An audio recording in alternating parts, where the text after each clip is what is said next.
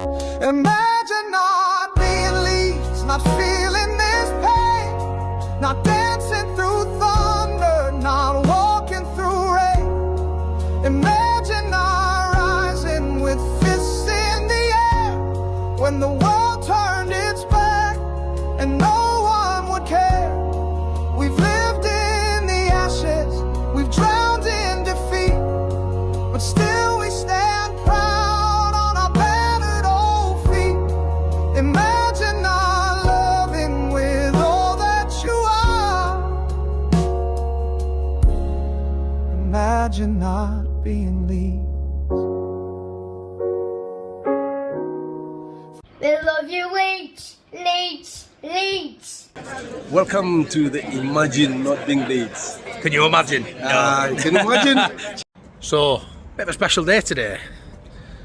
Howard Wilkinson legacy dinner, all part and parcel. Try to raise funds for a Sgt Wilko statue at Elland Road, which is long overdue and much deserved. So, loads of ex-players. I'm going to try and get as much footage as I can. So if you see in this video, it means I've got something worth posting. So yeah, really excited for this. Loads of club legends, Howard Wilkinson himself, really excited for this dinner. Thanks so much to Dave, one of the channel's members, good friend of mine now as well, who kindly donated this ticket to me to come today. Really chuffed to bits he's done that. So yeah, we'll see what we get.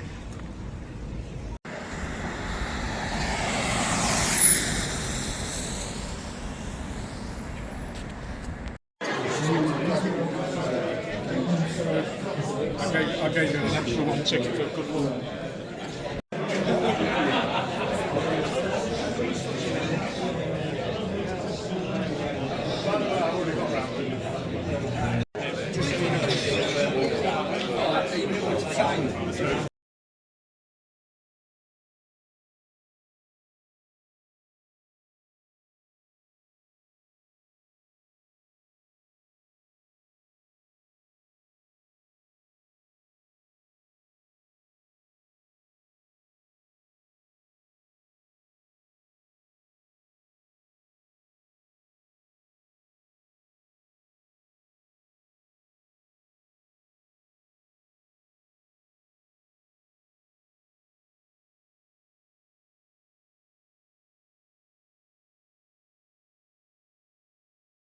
Yeah.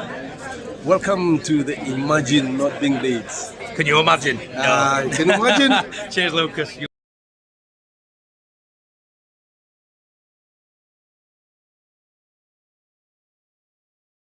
So I had a laugh to the party. Then you're doing a top flight and doing badly when you're water.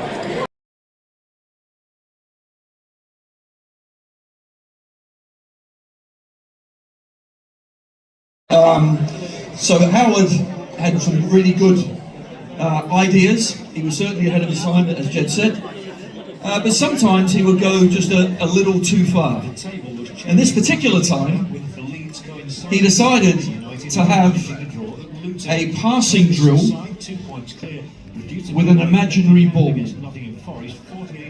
So if anyone can see what I've got here in my hand, that's an imaginary ball. And so Howard is walking around the pitch going, okay lads, I've got an imaginary ball, I'm going to roll it to you, Mel, you control it and pass it to one of your teammates. And everyone's going, what the, he's lost his mind. What the hell is he doing, an imaginary ball? So he gets this imaginary ball, he then underarms rolls it to Mel Sterland, who then controls it with his right foot. There is no bloody ball, by the way, but there he is, he's putting his leg up, he controls it, then passes it inside to Chrissy Fairclough, who controls it, and then passes it on to me. I control it, there is no ball, it's still imaginary. I then get it, I give it to Speedo, who controls it, and passes it inside to David Batty. David Batty, with this imaginary ball, flicks it up once, flicks it up twice, flicks it on his thighs, flicks it on his thigh, shoulder to shoulder, and then boots it right over to the next pitch. And I swear Howard started chasing after it. you know, that was it. But, you know, really good manager to work for, and I'm so glad that he got me to come in, you know, gave me the opportunity to play for this great club. So thank you very much, Gaffer.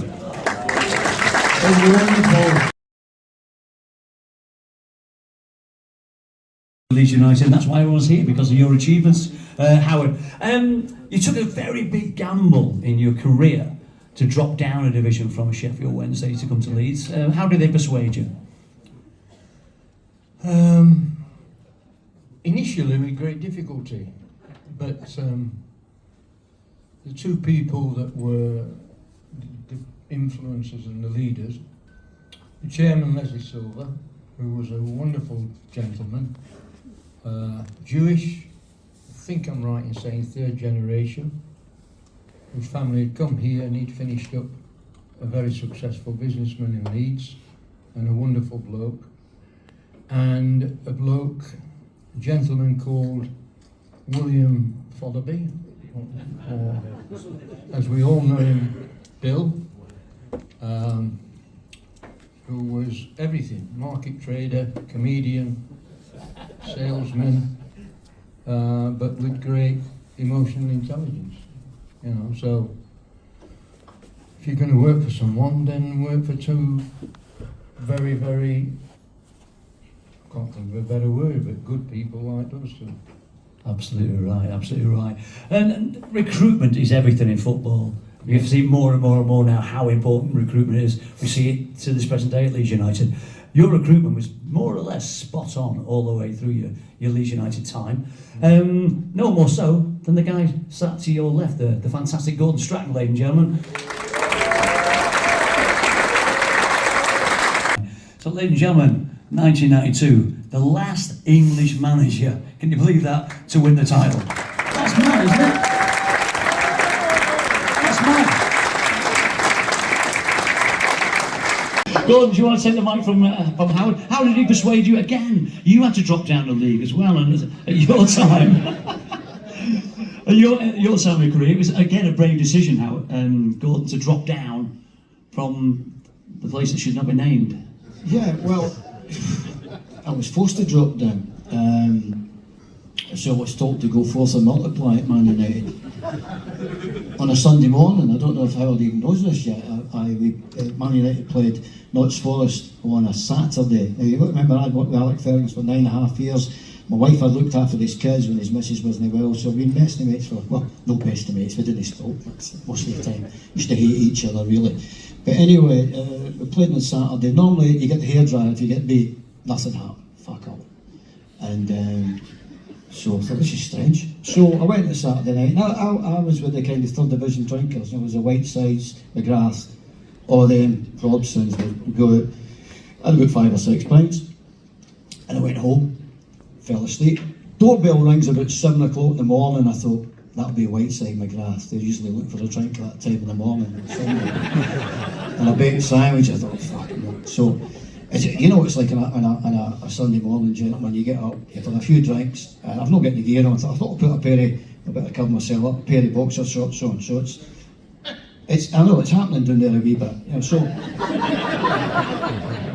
I go down the stairs. You having a look, eh? So I go down the stairs and I open the door, and he's standing there, selects, purple, hair standing, spitting. And I said, and I shouldn't have said this, I hope you don't think I'm excited to see you. Right? So he went, you'll never play for United again. Get your boots, go to Old Trafford, get your boots. He said, don't, get somebody to get your fucking boots. You're never going to play here again. There's 3 clubs want to sign you, Middlesbrough, Sheffield Wednesday and Leeds. And he turned and walked away. And I'm standing there. I got rid of this, by the way, right away. So I went downstairs and fell asleep again. And I woke up at 9. I went, shit, what a nightmare that was. And then the 2 guys, my 2 guys now, my kids come in and went, what was the manager doing here? And that was it. That was how I left Man United. So it was probably one of the worst afternoons ever in my life. You know, when people talk about mental health, I was down here somewhere with the family. Then 3 days later, my life changed when I met this fella. My life changed when I met this man. There's been 4 people in my life who have changed my life. Leslie, Sir Alex, Howard, there's one other, but we don't mention Jimmy Savile. So there's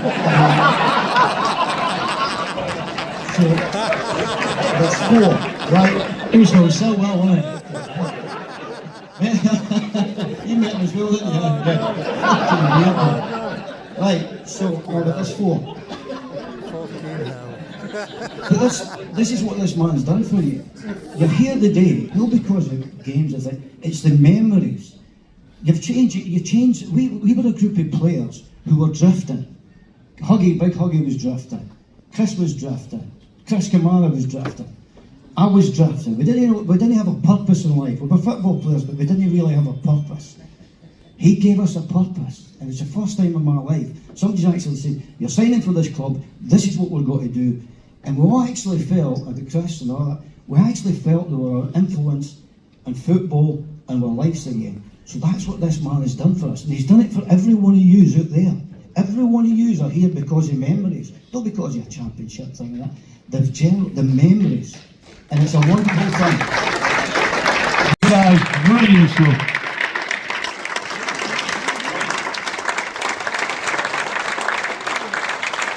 The chief is in the house tonight, Lucas Radebe! Come on, Lucas!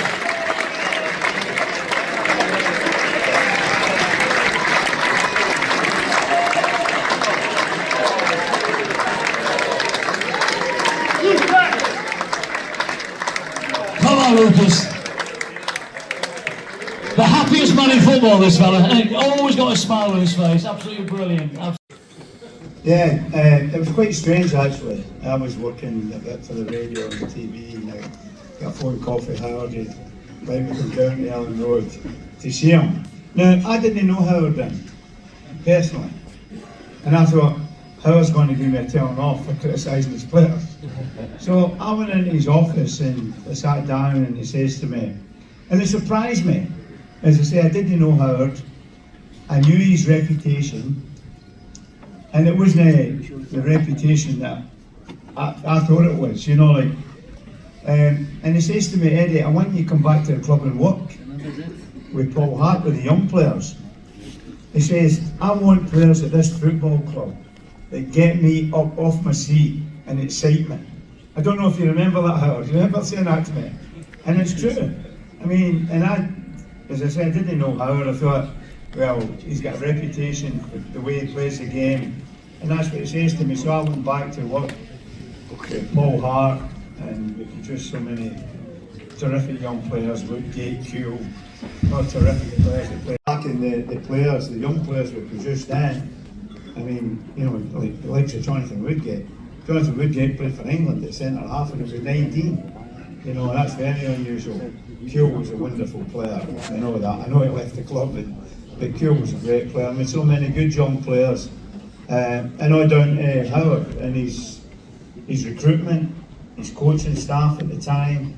Paul Hart had the big say in how the players played, and Howard realised that. Paul was a great coach, but that was all down to Howard's management. Now, we've been saying all day about Howard being far ahead of his time. There wasn't many African players playing in England at that time, Lucas. When you came across, obviously Tony Bowe was here from Ghana, etc. Stephen Pienaar, I think, was coming across as well. How did you get talked into leaving Kaiser Chiefs with Phil Masinga to come to our wonderful club? What did Howard say to get you across? Yeah, firstly, let me say what a great honour, you know, to be here, especially having seen the great man there. That changed my life. You know, gave me a sense of responsibility and belonging. You know, this is one of the great things why I'm here today, just to see him. You know, I can't thank him enough. You know, for what he did to me and to be the person that I am today. But it was great. I think for me, you know, it happened during the crucial time in South Africa, where the country was coming into reconstruction after apartheid, where we got readmitted into international football. I think nobody knew about footballers in the country and the players. So me and Phil played for different teams, opposition teams. We were not friends at all. I'll tell you before that, we played, I played Kaizer Chiefs, it was at Mamelodi Sundowns. And one of the incidents, the incident that happened in the game, he hit me in the elbow and I end up on the floor. Apparently that day I nearly swallowed my tongue. But that incident happened almost before we traveled together. So we were enemies before we got here. So it was amazing how things happened that we had to travel here first. But I think the gaffer there will tell you a proper story how it came about, because a lot of people say I came here as a +1. That's right. Apparently you keep Phil happy, weren't you? Yeah. But I think for me the biggest thing was the opportunity, to come to England for the first time in my life. I have to leave everyone at home, friends, family, for such a great opportunity to just not to represent myself, but to represent the country. I mean, it could have been anyone, because I believe that there were better players than me, but I think Phil was absolutely amazing, and may his soul rest in peace. He was a world singer. I mean, the name he got, and they sang his name. He absolutely took that opportunity, scoring hat tricks, and then I was sitting on the bench most of the time, waiting for my opportunity. And when you got your opportunity, Howard doesn't get things wrong very often, but your debut was on the wing. That was very strange. The first thing is that my surname was spelled wrong on the back of my t-shirt. It was Radebe, number 27. But I remember the pictures when I came on. They just said, no, go right wing. I mean, I came here as a central defender, but I found myself playing in the right wing. I tell you what, he seems to have a nice man, Lucas, isn't it? See, when you played against him, he would kill you. Whoa, he was the hardest player, And when Mark Viduka was here, and Mark was a terrific player, as we know, he used to like to give Mark a little kick in training. And Mark didn't like that, I know, but Lucas was one of the great players. I mean, to come all the way where he came from, to play at our club and be one of the top players that have ever played for our club, it's just a tremendous achievement. And I have great respect for him. And he still looks so fit, doesn't he? He looks as if he could play tomorrow. And he could play tomorrow. India, then they took me out to give us totally bitter. It was too bitter for us, so we couldn't. But it was at one time when we played a game at the Shea in Huddersfield. I was playing Halifax in a reserve game, and then it started snowing. I couldn't see the ball. I couldn't speak because my mind was frozen. And as a central defender, you need to command. To be honest, we got in the first half. We were sat in a dressing room. And it was Sati or Swifty who looked at me and says, "Lucas, are you okay?" I said, "Yeah, I'm good." He said, "No, but I've never seen a black man look so white."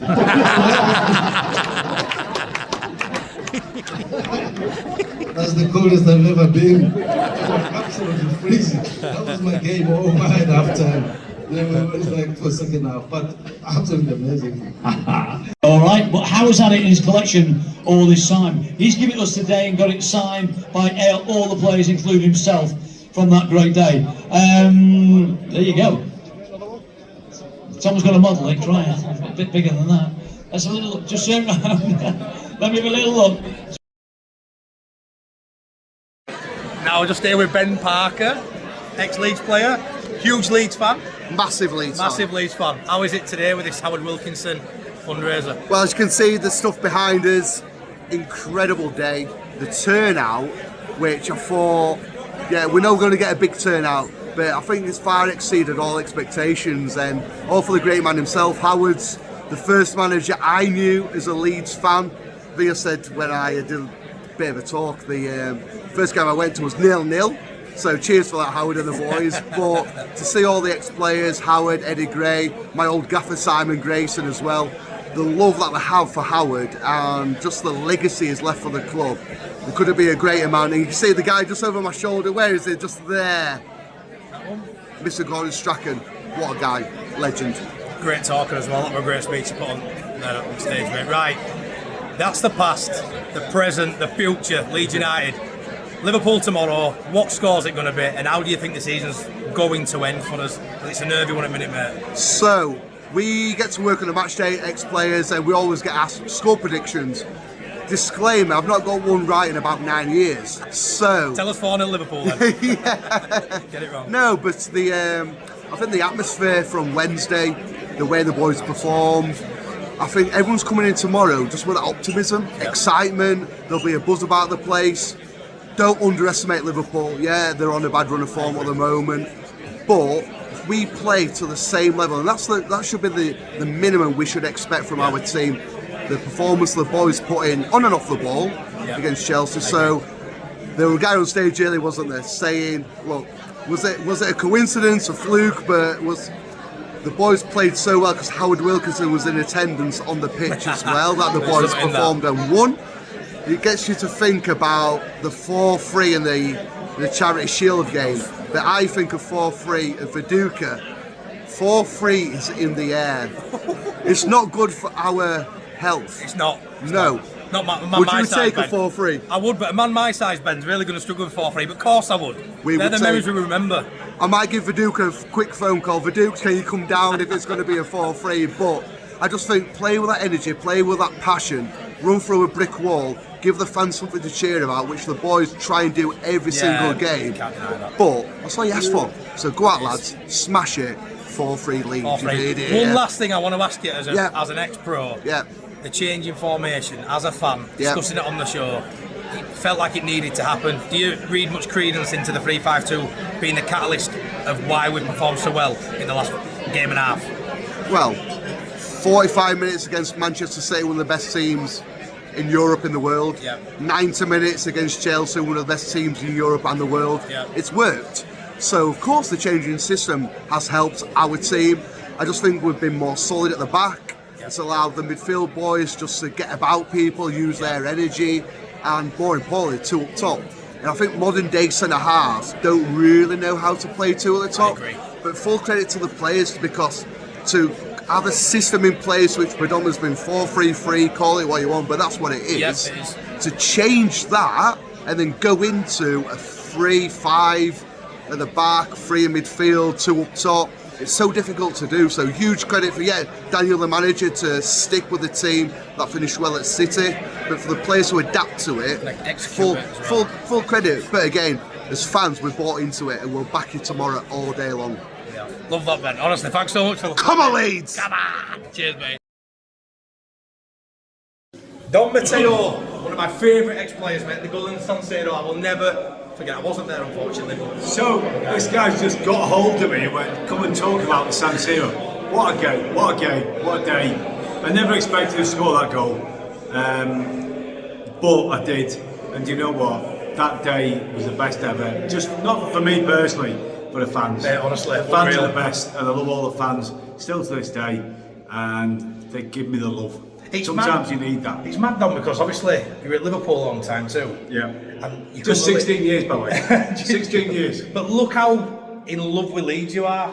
as a club, look how much we are in love with you as a Well, fan this base. is a big well, it's a big weekend for me because obviously this weekend, obviously we're playing again on the 1st of January as well. So yeah, listen, you're very lucky to play for top clubs, and I've got so much respect for Liverpool and for Leeds United. Obviously, they're the two main clubs for me, and I can't forget anything about both of them because there's great moments from both sides for me. But as an ex-footballer, retired now, my respect for Leeds United and Liverpool is still the same. I'll never ever forget what they did for me. You know, I've had some issues with my health. Both clubs got on board and helped me. So life's a funny old place at times, but listen, respect to Leeds, respect to Liverpool, and hopefully it's a draw. I knew you'd say that. We'll take that, Dom. We'll take that. Thank you so much, buddy.